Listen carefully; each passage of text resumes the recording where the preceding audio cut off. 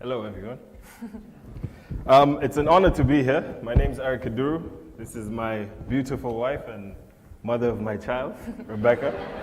She's actually an ex-student of this university, so I have to say this. Go Broncos! So, I remember the first thing my mother said to me when we decided we were moving out to Fort Portal to start a farm. She turned to me and said, Eric, I have to warn you. People out there are known to be a little lazy. And I was like, what? That's insane. What? That is so rude. But truer words have never been spoken, and that's one of the things I realized falls into that category of your mother is always right. So we moved out to Fort Portal and immediately started trying to find a workforce. We noticed one thing immediately, and that was that most of the people who worked for us, who were reliable, were the women. So I was very curious about this. I was like, why is this such a women-led workforce in this area?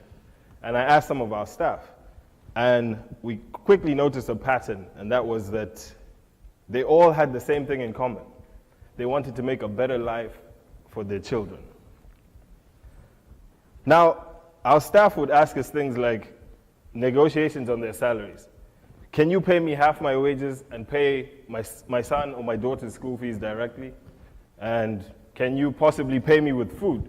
Which sounds crazy, but when they rationalize it and say, I want the food instead of getting money so I can go home with something to feed my kids, and that way, my husband's not going to spend the money drinking. Yeah, I know, craziness. So deeper issues started to come to the surface.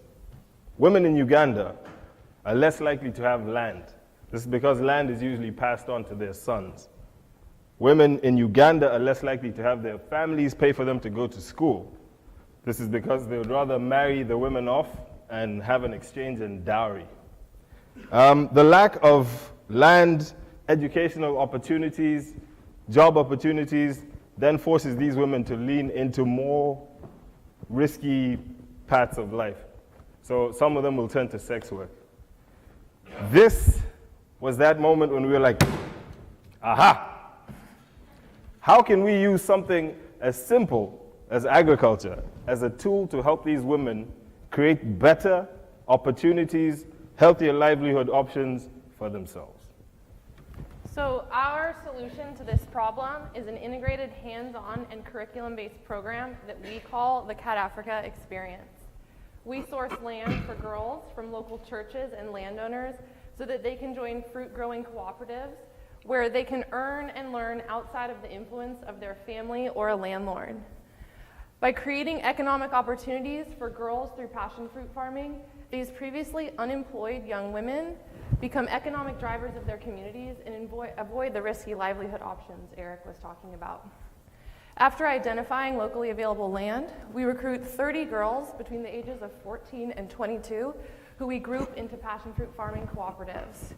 They're given a farm startup kit and technical agriculture training, and they receive a variety of classes in life skills, entrepreneurship, reproductive health, and gender, and then they organize into self-managed savings groups that they internally lend and borrow from.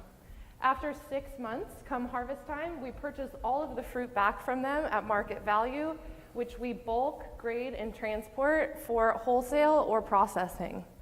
And we invest heavily in our brand so that girls are recognized and celebrated in the communities.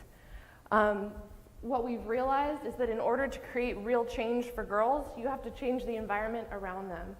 We integrate families into our curriculum through a series of farm days and events, and each household is given 10 seedlings so that they're able to learn and earn along with their daughters.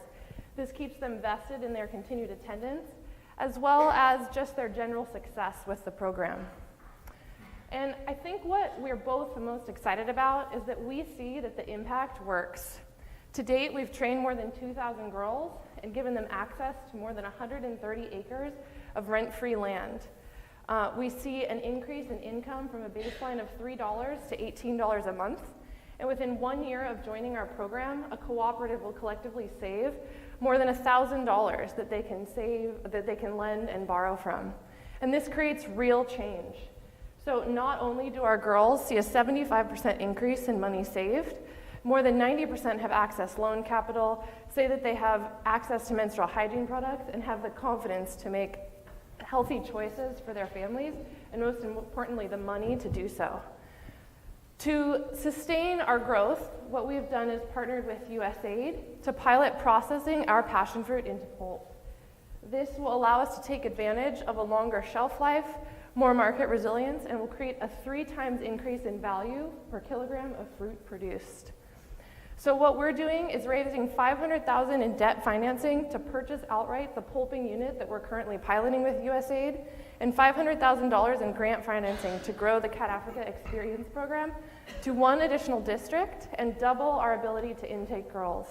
This will mean that we can achieve our goal of sustaining our processing unit with 75% girl-grown fruit. After purchasing the unit, we'll be cash flow positive within 9 months, and then we will be break even within 24 months. This will allow us to earn a revenue of approximately $4 million over the next 5 years, while impacting thousands of girls through our vertically integrated value chain. Now, clearly we can't bring you passion fruit because of FDA regulations. So what I can do, and what we always do, what KadAfrica prides itself on doing, is spreading our passion for passion. So what I need everyone to do is stand up. Come on, stand up. I only have a few minutes.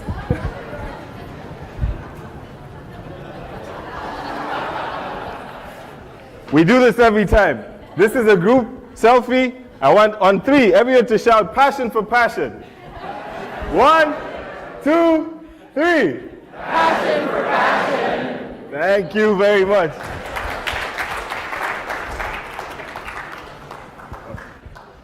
Is this?